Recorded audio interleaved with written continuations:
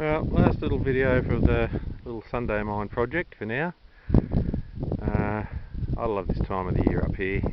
The low 30s, cooled down. Flies are still a bit cranky, but anyway, we'll work around them. So we finished the sampling program. The A samples have all been presented to the laboratory in Kalgoorlie for the leach wells, and we'll see what happens. At the risk of sounding a bit philosophical, it never ceases to amaze me with the Western Australian miners' right, the opportunities that it can give you, and opportunity does not necessarily equal success, but it's not about that, it's about having a bloody go, and for me that's sort of a very quintessential human thing to be doing, a very Australian thing to be doing, is having a crack at something. One thing that has come up through talking with people on our training courses over the years, just every now and again, but enough for it to be a thing, as it were, is that every now and again someone will come up and say, well, a lot of companies are just land banking, they're real estating, they're holding on to tenements and therefore blocking access to people. My opinion of that is there's actually a small amount of truth to that. I think it's a small percentage of the industry that does that, but the reality is that you hold on to ground, the right ground, for long enough, and someone's going to want to buy it off you, and it's actually a business model that pays dividends. The thing is that what I also tell, though, and I'm probably sort of straying a little bit from the subject, but the mechanism is in place in the WA Mining Act and its regulations, so that if you think someone's land banking or real estating, you can call bullshit through the Warden's Court and plaint them, and basically if you can prove that they are, then you can take that tenement off them, and I think that's pretty fair and reasonable. So it's a bit of a put up or shut up scenario.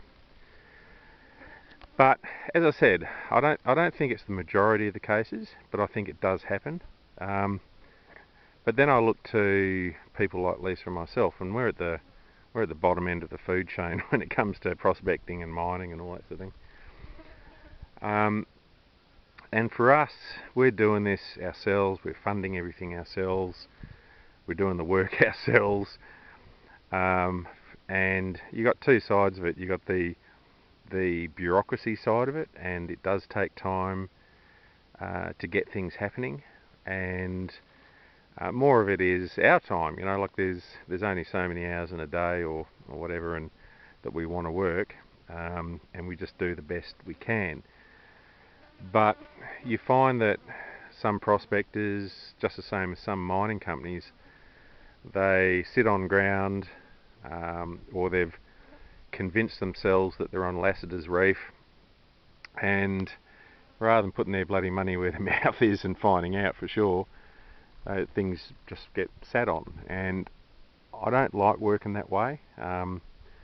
We've fallen into that trap a few times, but usually it's been because we've been on the bones of our asses money wise and can't progress projects as we'd like.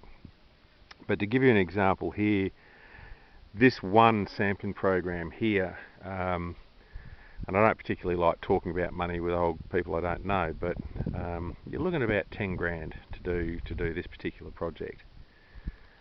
Now, if it pays off, well, 10 grand's nothing. But the more likely scenario is that it won't be economic.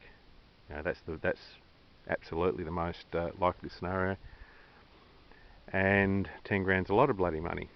We don't have investors, we don't have people pumping money into these things. I said this comes from our own pockets. But part of the motivation of this is so that we're not sitting on ground. You can say, alright, well, I'm 55, I think Lisa's 53, but don't tell anyone. And you can go down the path of, well, life's short.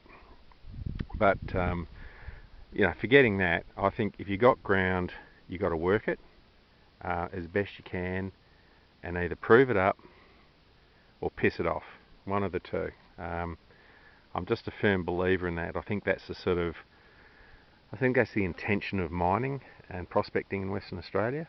Um, Even though we have a tourism-based business with our training courses, tourism is not the intent of the bloody Mining Act. It's to find and create wealth for the state and yourselves along the way. But that sort of goes into another whole bloody kettle of fish. But I really feel that it's a privilege to have a WA miner's right, and it's a privilege to be able to lease land at relatively cheap rates from the state, so that we can do all this sort of stuff. And I sort of think the obligation of the contract is that people, whether it's privates or companies, we get off our asses and we actually look for these resources. As I said, we don't always find them, but I think the intention of the Act is that we do. We have a crack at it, and that way you can't go wrong. Anyway, that's probably my little soapbox. When we get the results back in a few weeks, I may do another little vid and put some figures down on paper, and or certainly let you know how things are progressing with it. If anyone is interested in this sort of thing and there's questions that I can answer, as I said, a lot of this was new to me as well, so I'm sort of learning as I'm going a little bit, but the sampling principles are the same, of sample integrity, etc. So if there's anyone got any questions of this sort of thing, or they've got little dabs that they want to run past me to give them a little bit of a hand with, I'm always happy to help, because that's what prospectors do. We find these little things, see if we can prove it up, and make a shitload of money out of it and retire to the coast. Hang on, did I say that or think that? See you, prospectors.